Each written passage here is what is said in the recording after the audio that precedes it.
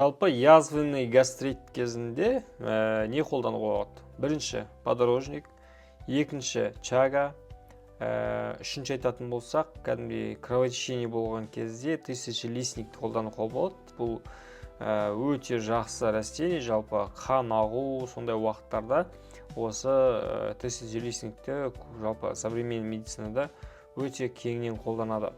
Жалпы язвенный процесс кезінде көп мен сіздерге коррекциялар айтамын, бірақ жоғарыда осы неге кіріп көрсеңіздер бар. Ал енді осы язвенный процесс кезінде міндетті түрде не керек? Лимфатический коррекция керек. Лимфатический коррекция жасамайтын болсаңыздар, сіздерде бұл язвенный процесстен құтылу қиын болады. Өйткені лимфа мен язвенный процесстің жасалуы бұл өте тығыз байланысты екеуіне. Сол осы лимфатический коррекция жасап, жалпы жоғарыда айтылған чага, жалпы не бар, подорожник, осы тысячелистникті қолданатын болсаңыздар, асқазан ауруларынан тез жазылатын боласыздар.